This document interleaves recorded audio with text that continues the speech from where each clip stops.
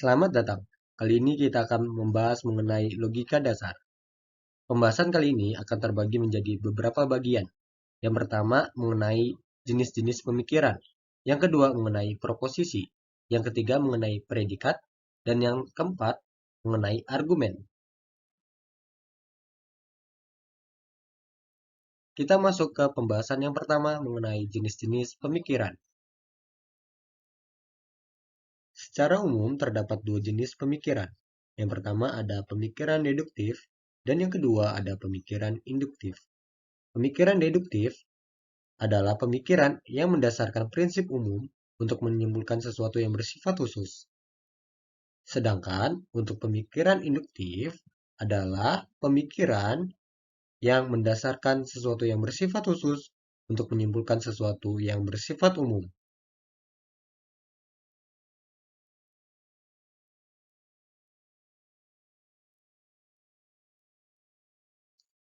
Kita masuk ke materi yang kedua mengenai proposisi, perangkai, klasifikasi, dan kesetaraan. Proposisi adalah suatu pernyataan yang memiliki dua kemungkinan nilai kebenaran, yaitu benar atau salah, tetapi tidak mungkin keduanya. Dinotasikan dengan huruf kecil, contohnya T kecil, Q kecil, R kecil, dan seterusnya. Sedangkan untuk nilai kebenarannya dinotasikan 0 untuk salah dan 1 untuk benar. Contohnya, yang pertama, proposisi P, bilangan prima yang genap adalah 2. Proposisi yang bernilai benar atau 1. Kemudian, ini ponsel siapa? Ini bukan proposisi, karena ini adalah kalimat tanya. Lalu, orang yang duduk di sebelahmu tadi sangat tampan. Ini juga bukan proposisi, karena ini adalah kalimat yang bersifat subjektif. Setelah itu, ada juga X ditambah 2 sama dengan 3. Ini juga bukan proposisi, karena nilai X belum didefinisikan. Proposisi dapat berupa proposisi tunggal ataupun proposisi majemuk. Kemudian ada perangkai, yaitu ada negasi atau ingkaran, kemudian ada konjungsi, lalu ada disjungsi inklusif, kemudian ada disjungsi eksklusif, kemudian ada implikasi, lalu ada biimplikasi. Perangkai yang pertama yaitu negasi atau ingkaran, notasinya min P, dibaca tidak P. Ingkaran P atau dinotasikan min P adalah suatu proposisi yang akan bernilai benar jika proposisi P bernilai salah, dan akan bernilai salah jika proposisi P bernilai benar. Dan ini ada tabel kebenarannya, dan di sini ada contoh. Misal proposisi P 1 adalah bilangan genap. Nah, dari sini kita tahu bahwa proposisi P ini bernilai salah atau 0. Berarti proposisi min P atau negasi P 1 bukan bilangan genap bernilai benar atau 1. Kemudian proposisi selanjutnya yaitu konjungsi. Notasinya seperti demikian, dibaca dan. Proposisi majemuk yang terbentuk dari dua proposisi yang dirangkai dengan perangkai konjungsi akan bernilai benar jika kedua proposisi bernilai benar, dan akan bernilai salah jika salah satu di antara keduanya salah atau kedua-duanya bernilai salah. Dan ini ada tabel kebenarannya. Dan di sini ada contoh, misal proposisi P 1 adalah bilangan genap. Nah, proposisi P ini bernilai salah atau 0. Kemudian ada proposisi Q, 2 adalah bilangan prima bernilai benar atau 1. Nah, maka proposisi P konjungsi Q, 1 adalah bilangan genap dan 2 adalah bilangan prima bernilai salah. Lalu ada disjungsi inklusif. Notasinya seperti demikian, dibaca dan atau. Proposisi majemuk yang terbentuk dari dua proposisi yang dirangkai dengan perangkai disjungsi inklusif akan bernilai benar jika salah satu di antara keduanya benar atau kedua-duanya bernilai benar, dan akan bernilai salah jika kedua proposisi bernilai salah.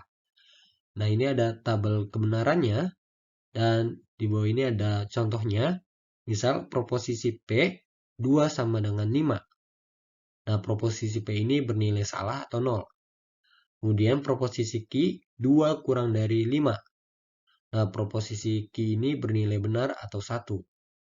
Maka proposisi P disjungsi inklusif Q 2 kurang dari dan atau sama dengan 5 bernilai benar. Seringkali juga dapat menggunakan kata atau. Kemudian ada disjungsi eksklusif. Notasinya seperti demikian, dibaca atau. Dan juga bisa ataukah. Proposisi majemuk yang terbentuk dari dua proposisi yang dirangkai dengan perangkai disjungsi eksklusif akan bernilai benar jika salah satu di antara keduanya bernilai benar dan yang lainnya bernilai salah. Kemudian akan bernilai salah jika keduanya bernilai benar atau keduanya bernilai salah. Nah, ini ada tabel kebenarannya dan ada contohnya P disjungsi eksklusif Q. Yang menaruhnya di situ adalah Adi ataukah Budi. Selanjutnya ada perangkai implikasi. Notasinya seperti demikian, dibaca jika sesuatu maka sesuatu. Jika terdapat proposisi majemuk P implikasi Q, maka P adalah premis yang menjadi syarat cukup bagi Q dan Q adalah konsekuen yang menjadi syarat perlu bagi P. Dalam bahasa keseharian, perangkai ini sering menunjukkan adanya hubungan sebab akibat antara P dan Q. Nah, ini ada tabel kebenarannya. Nah, terdapat contoh di bawah ini. Misal, proposisi P, 2 adalah genap, bernilai benar atau 1. Kemudian Q, hasil 2 dikali 3 adalah ganjil. Proposisi Q ini bernilai salah atau 0. Maka, proposisi P implikasi Q, jika 2 adalah genap, maka hasil 2 dikali 3 adalah ganjil, bernilai salah. Kemudian ada perangkai biimplikasi. Notasinya seperti demikian, dibaca sesuatu jika dan hanya jika sesuatu. Jika terdapat proposisi majemuk P biimplikasi Q, maka P menjadi syarat perlu dan syarat cukup bagi Q, dan Q menjadi syarat perlu dan syarat cukup bagi P. Dalam bahasa keseharian, perangkai ini sering menunjukkan adanya hubungan sebab akibat timbal balik antara P dan Q. Ini ada tabel kebenarannya, dan terdapat contoh, yaitu A dan atau B adalah 0, jika dan hanya jika A dikali B adalah 0, bernilai benar atau 1.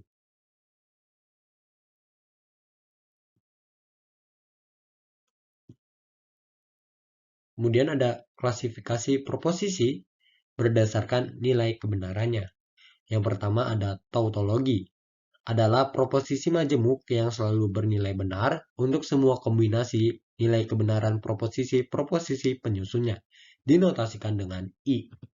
Kemudian ada kontradiksi. Adalah proposisi majemuk yang selalu bernilai salah untuk semua kombinasi nilai kebenaran proposisi penyusunnya.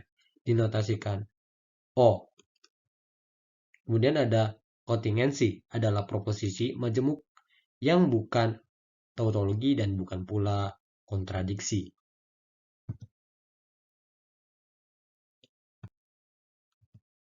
Lalu ada kesetaraan proposisi. Dua buah proposisi bisa berbentuk tunggal maupun majemuk, P dan Q, dikatakan setara logik bila kedua proposisi tersebut memiliki nilai kebenaran yang sama untuk semua kemungkinan kombinasi nilai kebenaran proposisi penyusunnya. Nah, ini ada notasinya, P sama dengan Q, ya, dibaca P setara logik dengan Q. Lalu ada ingkarannya, P tidak sama dengan Q, ya, dibaca P tidak setara Q. Kemudian dikatakan P setara Q jika P biimplikasi Q setara dengan tautologi. Nah, ini ada contoh penting kesetaraan dan ketidaksetaraan proposisi. Yang pertama, P implikasi Q setara dengan negasi P disjungsi inklusif Q. Kemudian, contoh yang kedua, P implikasi Q setara dengan negasi Q implikasi negasi P. Nah, ini adalah bentuk kontrapositif ya. Ini setara ya. Kemudian untuk yang nomor 3 ini yang tidak setara ya. Dan nomor 4 juga tidak setara. Ya, untuk nomor 3 P implikasi Q tidak setara dengan Q implikasi P. Nah, ini adalah bentuk konvers namanya. Untuk yang nomor 4 P implikasi Q tidak setara dengan negasi P implikasi negasi Q. Nah, ini namanya bentuk inverse. Kemudian ini ada dalil-dalil kesetaraan. Yang pertama ada dalil keidentikan, kemudian ada dalil kesamakuatan, kemudian ada dalil komplement, kemudian ada dalil komutatif, ada dalil asosiatif, kemudian ada dalil distributif, kemudian dalil lingkaran ganda, ada dalil De Morgan, ada dalil penghapusan, dan ini ada beberapa dalil yang penting untuk diingat. Kemudian kita masuk ke materi yang selanjutnya, yaitu mengenai predikat, semesta, dan kuantifikasi. Predikat. Predikat atau disebut juga proposisi terbuka adalah suatu pernyataan yang melibatkan satu atau lebih peubah atau kita sebut variabel. Untuk predikat dinotasikan dengan huruf besar, misal P besar, Q besar, R besar, dan seterusnya. Dan untuk peubah dinotasikan dengan huruf kecil, misal X kecil, Y kecil, Z kecil. Nah, ini ada contoh bentuk notasi predikat ya. PX ya, pernyataan yang memuat X. Predikat pada umumnya bukan proposisi. Predikat harus memiliki peubah yang diganti dengan suatu makna atau nilai yang terdefinisi dengan jelas. Himpunan semua makna atau nilai yang didefinisikan untuk suatu predikat sehingga menjadi proposisi disebut himpunan semesta, dinotasikan dengan S besar. Himpunan semesta ini dapat diperluas atau dipersempit. Suatu himpunan semua nilai peubah dalam semesta S yang memenuhi PX disebut dengan himpunan kebenaran atau sering juga kita dengar dengan himpunan penyelesaian. Misal di sini ya H ya, himpunan H sama dengan suatu himpunan penyelesaian untuk PX ya. Notasinya seperti itu. Kemudian ada kuantifikasi. Selain kita mendefinisikan semesta, kita juga perlu menambahkan suku pengkuantifikasi. Yang pertama kita akan membahas suku pengkuantifikasi umum, yaitu ada suku pengkuantifikasi semua atau setiap, dilambangkan seperti demikian. Berarti semuanya harus memenuhi. Kemudian ada suku pengkuantifikasi tidak semua, dilambangkan seperti demikian. Berarti minimal ada satu yang tidak memenuhi. Kemudian kita akan membahas suku pengkuantifikasi khusus. Yang pertama ada suku pengkuantifikasi ada. Dilambangkan seperti demikian, minimal ada satu yang memenuhi. Kemudian ada suku pengkuantifikasi tidak ada. Dilambangkan seperti demikian, semuanya harus tidak memenuhi. Kemudian ada suku pengkuantifikasi ada tepat satu. Dilambangkan seperti demikian. Berarti harus hanya ada satu saja yang memenuhi. Kemudian ini ada contoh yang pertama. Ada tepat satu bilangan real yang memenuhi X kuadrat dikurang 2X ditambah 1 sama dengan 0. Berarti kita dapat definisikan himpunan semestanya sama dengan himpunan semua bilangan real. Suku pengkuantifikasinya adalah suku pengkuantifikasi ada tepat satu. Kemudian predikatnya PX sama dengan X yang memenuhi X kuadrat dikurang 2X ditambah 1 sama dengan 0. Nilai kebenarannya ya kita cari X kuadrat dikurang 2X ditambah 1 sama dengan 0. Berarti X sama dengan 1. Karena hanya satu yang memenuhi berarti bernilai benar atau satu ya. Tepat ada satu ya. Tepat ada satu saja. Dinotasikan seperti demikian.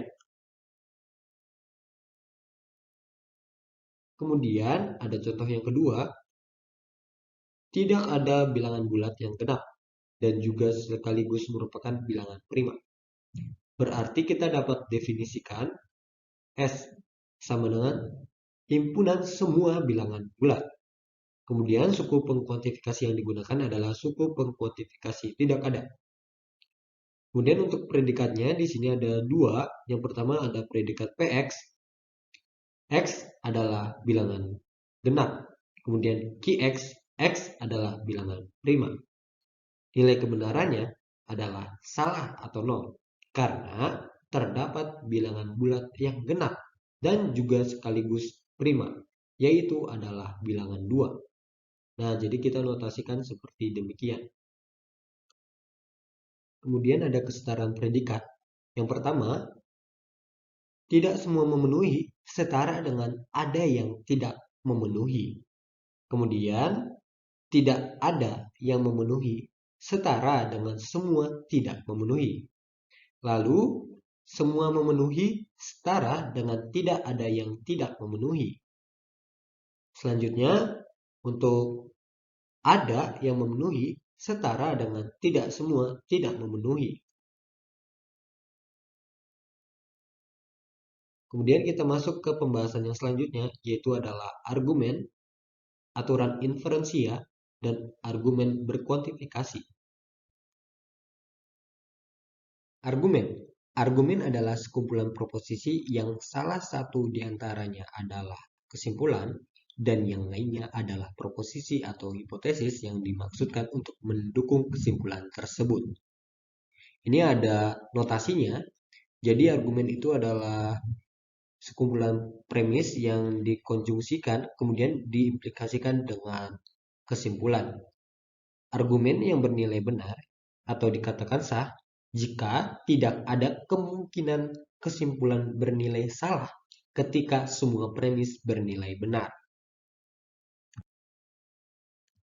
Kita masuk ke contoh yang pertama. Tentukan apakah argumen di bawah ini sah atau tidak. Jika hari hujan maka jalan basah. Ternyata jalan tidak basah, maka dapat disimpulkan hari tidak hujan. Yang pertama kita bisa tentukan proposisinya terlebih dahulu, yaitu P kecil hari hujan dan Q kecil jalan basah. Kemudian kita bisa susun premis dan kesimpulan, di mana premis pertama P implikasi Q dan premis kedua negasi Q, serta kesimpulannya adalah negasi P. Nah, caranya adalah untuk mengecek keabsahan argumen dengan membuat atau memisalkan kesimpulannya bernilai salah terlebih dahulu dan usahakan semua premis benar jika bisa. Jadi di sini kesimpulannya bernilai salah atau negasi P-nya bernilai salah. Berarti P-nya bernilai benar. Kemudian kita misalkan premis kedua benar, ya. Kalian juga bisa memisalkan premis pertama yang benar, ya. Coba saja hasilnya akan sama. Jadi kita misalkan premis kedua benar, berarti negasi Q bernilai benar. Dengan begitu artinya adalah Q bernilai salah. Kemudian kita cek nilai kebenaran premis pertama. Premis pertama bernilai salah. Karena jika kesimpulan salah, maka ada premis yang juga bernilai salah, ya.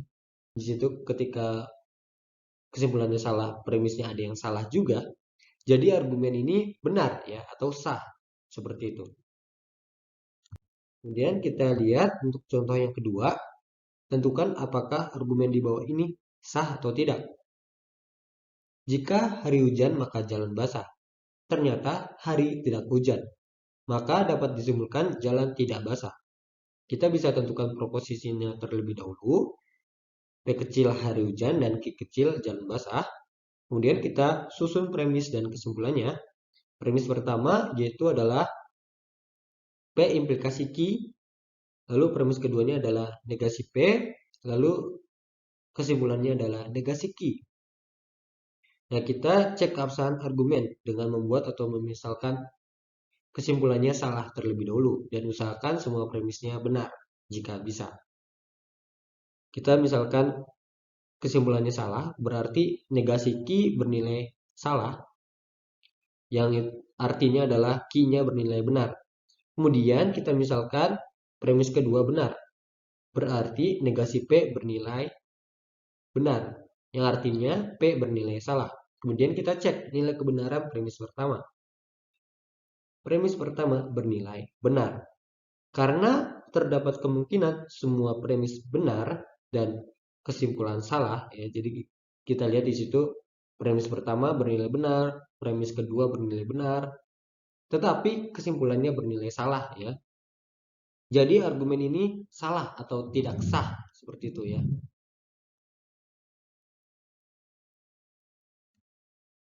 Kemudian ada aturan inferensia atau bentuk baku argumen yang sah atau tautologi, gitu, ya.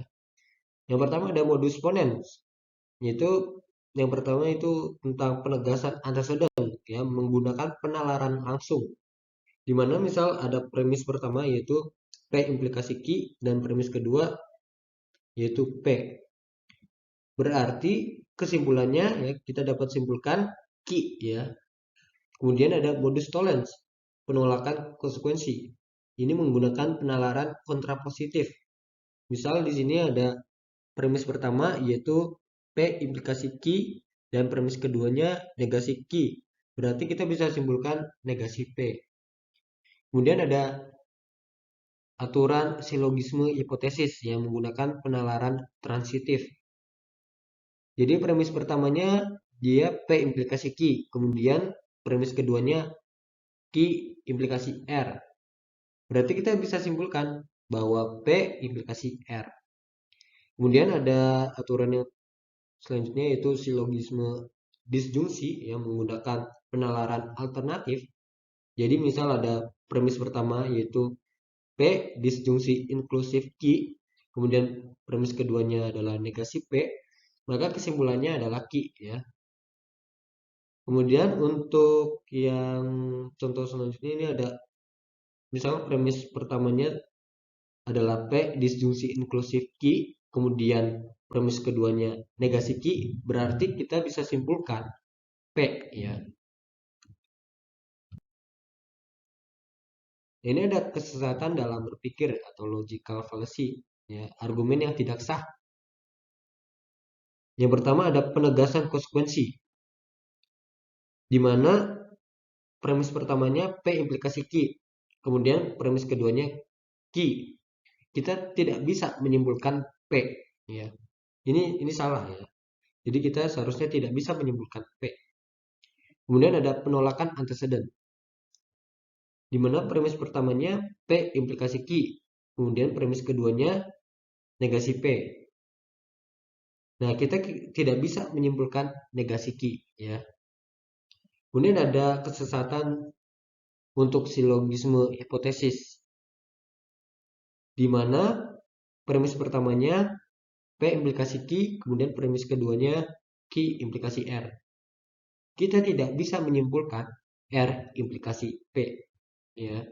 Kemudian ada kesesatan untuk silogisme hipotesis.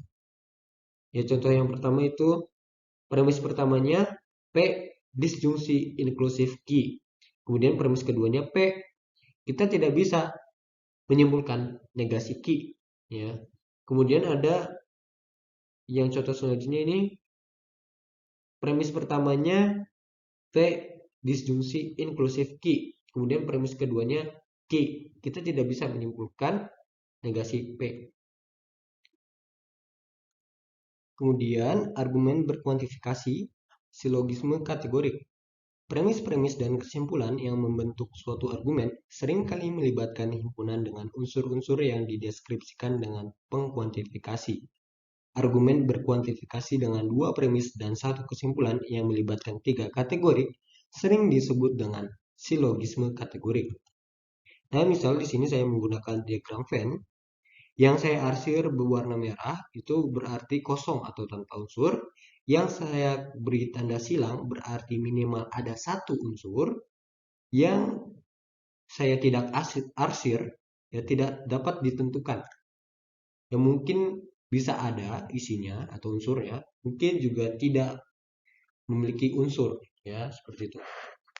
Nah, yang pertama, semua P adalah key atau sama saja tidak ada anggota P di luar key. Berarti kita arsir bagian P yang berada di luar key, ya, kita arsir seperti itu.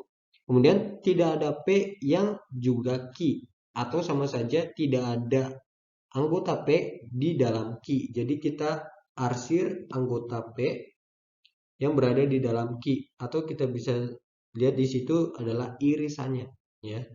Kemudian beberapa P juga key atau sama saja minimal ada satu anggota P di dalam key. Berarti terdapat minimal ada satu unsur di irisan antara P dan key. Kemudian ada beberapa P bukan key atau sama saja minimal ada satu anggota P di luar key, ya. Jadi ya bagian P yang tidak terkena key, ya, yang berada di luar key minimal ada satu unsur, ya, seperti itu. Ini ada contoh yang pertama. Tentukan apakah argumen di bawah ini sah atau tidak. Ya, premis pertama, semua murid sekolah suka berharap belajar daring dari rumah. Berarti kita arsir daerah 1 dan 6, ya. Kemudian premis kedua, semua yang belajar daring dari rumah boros kuota internet. Berarti kita arsir daerah 3 dan 5. Kemudian kita lihat kesimpulannya, semua murid sekolah suka berharap boros kuota internet. Kita periksa apakah daerah 1 dan 5 terarsir atau tidak. Nah, daerah 1 dan 5 terarsir, berarti argumen ini sah. Kemudian ada contoh kedua, tentukan apakah argumen di bawah ini sah atau tidak. Kita lihat premis pertamanya, semua murid kelas 11 sedang menjalani UAS. Berarti kita arsir daerah 1 dan 5. Kemudian premis kedua, beberapa petugas OSIS bukan murid kelas 11. Berarti kita beri tanda silang pada batas antara 3 dan 7. Kemudian kita lihat untuk kesimpulannya, beberapa petugas OSIS tidak sedang menjalani UAS. Berarti kita periksa, apakah daerah 3 dan atau 5 pasti memiliki minimal satu unsur. Kita lihat, ya, daerah 5 itu sudah pasti tidak ada unsurnya, ya, kosong karena dia telah terarsir. Kemudian untuk daerah 3, dia belum pasti memiliki atau ada unsur di dalamnya. Mungkin saja daerah 7 yang terdapat unsur. Maka argumen menjadi tidak sah. Seperti itu. Dan materi telah selesai. Terima kasih telah menonton.